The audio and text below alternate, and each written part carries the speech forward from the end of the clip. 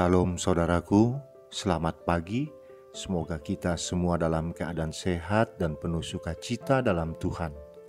Marilah kita menggunakan waktu sejenak untuk berdoa, membaca dan merenungkan firman Tuhan sebagai sumber kekuatan, inspirasi, dan motivasi bagi kita hari ini.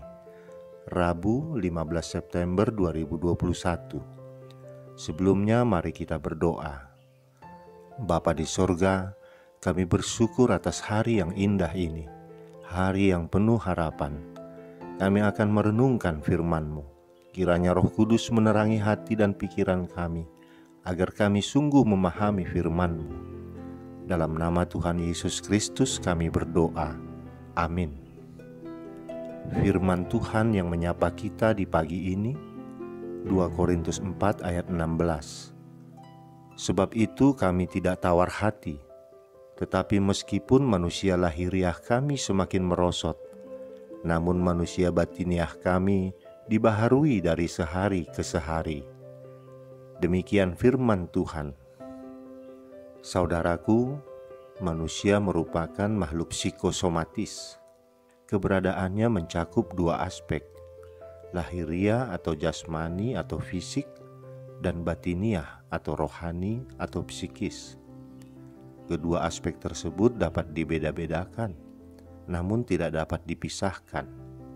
Perbedaan antara aspek lahiriah dengan batiniah adalah aspek lahiriah akan semakin merosot seiring dengan berjalannya waktu. Bagaimanapun usaha manusia menjaga keberadaan fisiknya agar tetap baik, entah dengan berolahraga, melalui operasi, suntikan dan obat-obatan, tetapi tubuh lahiriah itu semakin hari semakin menurun, merosot, semakin memburuk, dan akhirnya lenyap oleh kematian. Sedangkan aspek batiniah dapat semakin merosot, namun dapat juga semakin dibaharui. Artinya, tidak selalu pasti akan merosot. Dalam hal itulah Paulus bersaksi bahwa meskipun keadaan fisiknya yang oleh berbagai hal, misalnya bertambahnya usia, gangguan kesehatan, penderitaan dan siksaan membuatnya semakin merosot, namun keadaan rohaniahnya tidak, karena terus dibaharui. Lalu apa yang membuat manusia batiniah Paulus semakin dibaharui dari hari ke hari? Jawabannya ada pada ayat 17 dan 18. Sebab penderitaan ringan yang sekarang ini mengerjakan bagi kami kemuliaan kekal yang melebihi segala-galanya, jauh lebih besar daripada penderitaan kami.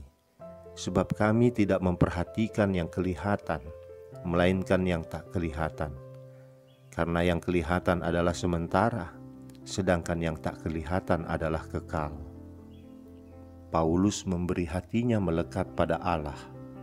Ia memiliki pengharapan yang teguh bahwa penderitaan yang dialami sekarang tidak sebanding dengan kemuliaan yang diterima kelak di sorga nanti. Ketika kita hidup dengan mempertimbangkan kekekalan, nilai-nilai kehidupan kita akan berubah. Kita akan lebih menghargai hubungan dan karakter daripada kepopuleran, kekayaan, jabatan, prestasi, atau kesenangan. Prioritas-prioritas hidup kita akan kita tata ulang. Soal mengikuti tren, model pakaian, dan nilai-nilai populer tidaklah penting lagi.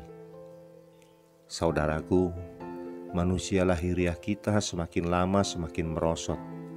Dari muda menjadi tua, kuat menjadi lemah, yang tadinya pengingat menjadi pelupa. Hidup kita menuju pada kematian, karena kodrat manusia pada akhirnya harus meninggal dunia. Namun, walaupun manusia lahiriah kita semakin kendor dan merosot, hendaknya jangan sampai keadaan batiniah kita juga ikut merosot, melainkan justru dibaharui dan menjadi semakin kuat karena tetap berpengharapan. Betapa malangnya manusia yang mengalami kemerosotan keduanya, jasmani dan rohaninya merosot. Keyakinan Paulus yang demikian itu telah mampu membuatnya tidak tawar hati. meski secara lahiriah harus mengalami berbagai siksaan dan penderitaan. Namun hatinya yang melekat pada Allah terus berkembang dan dibaharui menuju kehidupan kekal di sorga. Saudaraku, mari kita beri hati kita melekat pada Allah di dalam Yesus Kristus. Walaupun tubuh kita semakin tua, berkerut, gigi pun ompong, mata rabun, jalan tertatih-tatih, mungkin juga sudah mulai pikun, tetapi kita akan mengalami pembaharuan yang terus-menerus karena kuasa Kristus yang terus bekerja dalam diri kita. Amin, kita berdoa. Ya Bapa di surga, karuniakanlah kepada kami keyakinan seperti yang ada pada Paulus, sehingga kami juga menjadi tidak tawar hati dan berputus asa menghadapi berbagai kemerosotan manusia lahiriah kami yang harus kami alami akibat semakin bertambahnya umur kami, ataupun akibat penderitaan-penderitaan fisik yang kami alami. Jangan biarkan manusia batiniah kami merosot Bapa, tapi biarlah hati kami selalu melekat padamu di dalam Yesus Kristus anak-Mu. Dengarkanlah doa kami ini Bapa, dan terimalah dalam pengasihan anak-Mu Yesus Kristus, Tuhan dan Juru Selamat kami. Amin.